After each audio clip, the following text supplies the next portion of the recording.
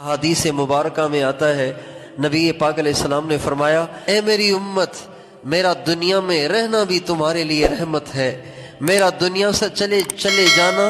یہ بھی تمہارے لیے رحمت ہے۔ آپ کا دنیا میں رہنا رحمت ہے، یہ تو سمجھ میں آتا ہے کیسے کہ ہمارے نبی سے اللہ تعالیٰ نے فرمایا وَمَا كَانَ اللَّهُ لِيُعَذِّبَهُمْ وَأَنْتَ فِيهِمْ وَمَا كَانَ اللَّهُ لِيُعَذِّبَهُمْ وَأَنْتَ فِيهِمْ۔ اے میرے نبی، جب تک آپ ان میں موجود ہیں میرا وعدہ ہے انہیں عذاب نہیں دوں گا۔ تو ہمارے نبی کا ہمارے لیے اس دنیا میں ہونے کے زمانے میں رحمت ہونا یہ تو ہے کہ جب تک نبی اکرم صلی اللہ علیہ وسلم اپنی امت میں موجود ہیں تب تک اللہ اس امت کو عذاب نہیں دے گا۔ تو رحمت ہونا سمجھ میں آ گیا، رحمت ہونا سمجھ میں آ گیا۔ لیکن آپ علیہ السلام نے فرمایا میرا دنیا سے جانا بھی تمہارے لیے رحمت ہے، وہ اس طرح کہ جب میں دنیا سے چلا جاؤں گا تو میری امت کے اعمال فرشتے میرے پاس لے کر آئیں گے۔ پھر آپ نے فرمایا جب ان میں اچھائیاں دیکھوں گا اللہ کا شکر ادا کروں گا، اور جب اس میں گناہ دیکھوں گا تو تمہارے لیے اللہ سے استغفار کروں گا۔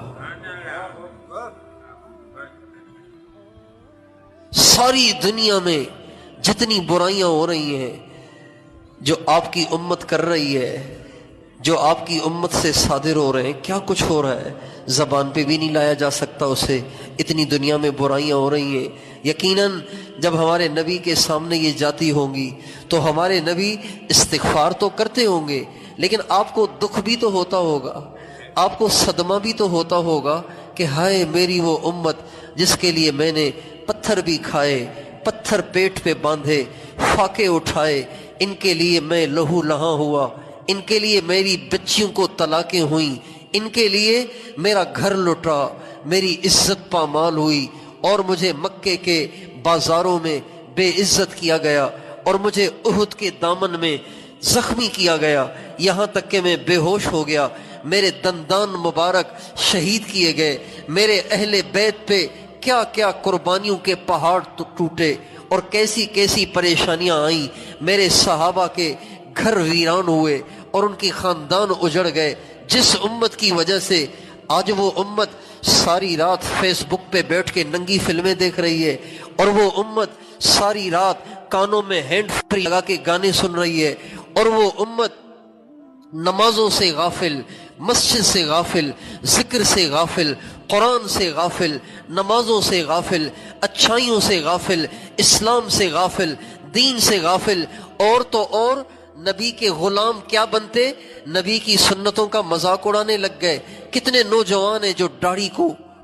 کو آر سمجھتے ہیں، داڑھی کو آر سمجھتے ہیں، عیب سمجھتے ہیں، ٹوپی پہننے کو عیب سمجھتے ہیں، پگڑی کا مذاق اڑاتے ہیں۔ ہاں دیکھا ہے ہم نے پگڑی والوں کو، ہاں دیکھا ہے ہم نے نمازیوں کو، ہاں دیکھا ہے ہم نے حاجیوں کو، دیکھ لیا ہے ہم نے تبلیغیوں کو، دیکھ لیا ہے ہم نے مدرسے والوں کو، دیکھ لیا ہے ہم نے مسجد کے ملاؤں کو۔ کتنے لوگ ہیں جو مذاق اڑاتے ہیں۔ میرے محترم بھائیو اور دوستو، جب یہ ساری کارگزاریاں آقائے دو جہاں، سرکار دو عالم، وجہ کائنات، محمد مصطفیٰ احمد مجتبیٰ، سیدنا و مولانا و حبیبنا و شفیعنا و قرۃ اعیننا محمد الرسول اللہ صلی اللہ علیہ وسلم کے سامنے جب یہ باتیں جاتی ہوں گی آپ کا دل کتنا دکھتا ہوگا کہ جن کے لیے ہم پس گئے، جن کے لیے ہم ذبح ہو گئے، جن کے لیے ہم لہو لہاں ہوئے، وہ ہمارا مذاق اڑا رہے ہیں اور وہ یہ کر رہے ہیں۔ جن کے لیے ساری رات دعائیں مانگی، ان کی راتیں فیس بک پہ گزر رہی ہیں، ان کی راتیں ارطغرل کے ڈرامے دیکھتے گزر رہی ہیں، ان کی راتیں ننگی فلمیں، غیر محرم عورتوں سے گپیں لگانے میں گزر رہی ہیں، جن کے لیے ساری رات دعائیں مانگی تھی۔ میرے دوستو، ہمارے نبی نے ایک دو راتیں نہیں، بیسیوں نہیں، سینکڑوں راتیں ساری رات امت کے لیے رو کے گزاری ہیں۔ اللہ تعالیٰ نے کسی کسی نبی کو اس طرح تسلی نہیں دی جس طرح ہمارے نبی کو تسلیاں دی ہیں، کسی نبی کو ایسے تھپکیاں نہیں دی جیسے تھپکیاں ہمارے نبی کو دی ہیں، کسی نبی کو روتے روتے خاموش نہیں کرایا، ہمارے نبی کو خاموش کرایا۔ ہمارے نبی اتنا روتے اتنا روتے اتنا روتے، اپنے لیے نہیں، اہل بیت کے لیے نہیں، اپنے صحابہ کے لیے نہیں، میرے دوستوں تمہارے لیے، تمہاری بیویوں کے لیے، تمہارے بھائی بہنوں کے لیے، تمہارے بچوں کے لیے، ساری دنیا کے رہنے والے سارے گنہگار مسلمانوں کے لیے آپ اتنا روتے اتنا روتے اتنا روتے کہ قرآن کی آیتیں دھڑا دھڑ اترتی۔ لعلک باخع نفسک الا یکونوا مؤمنین لعلک باخع نفسک علی آثارہم ان لم یؤمنوا بہذا الحدیث اسفا۔ اے میرے نبی، اگر یہ ایمان نہیں لاتے تو کیا تو اپنے آپ کو نچوڑ دے گا؟ کیا تو اپنا گلا گھونٹ دے گا؟ کیا تو اپنے آپ کو ہلاک کر دے گا؟ اتنا آپ کا رونا، اتنا رونا اتنا رونا کہ اللہ کو ترس آ جاتا، رحم آ جاتا، اور حضرت جبریل کے ذریعے اللہ اپنے نبی کو خاموش کراتے تھے، اتنا آپ روتے تھے، اتنا آپ روتے تھے۔ ساری رات، 20 راتیں ایسی ہیں جن راتوں میں ہمارے آقا نے 1 منٹ بھی آرام نہیں کیا، ساری رات آنسو جاری ہے، 1 سیکنڈ کے لیے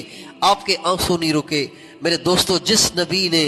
ہمارے لیے اتنا کچھ کیا، جب اس نبی کے پاس ہماری آج کی راتوں کی کارگزاریاں، ہمارے دنوں کی کارگزاریاں، ہماری عدالتوں کی کارگزاریاں، ہمارے بازاروں کی کارگزاریاں، ہمارے دفتروں کی کارگزاریاں، ہمارے ایوانوں کی کارگزاریاں، ہمارے اسمبلی ہالوں کی کارگزاریاں، ہماری یہ نوجوان بچیاں جو بے پرد ہو کر اپنے گلے میں پرس لٹکا کے بازاروں میں نکلتی ہیں اور شاپنگ سینٹروں میں جاتی ہیں اور بازاروں میں شاپنگ کے لیے نکلتی ہیں، یا اپنے ہاتھ میں دستہ لے کر بے حیائی کے لباس اوڑھ کر جب وہ کالجوں میں جاتی ہیں، یونیورسٹیوں میں جاتی ہیں، اسکولوں میں جاتی ہیں، یہ ساری کارگزاریاں جب آقا کے پاس جاتی ہوں گی تو یقیناً آقا استغفار تو کرتے ہوں گے، لیکن دکھ تو کتنا ہوتا ہوگا۔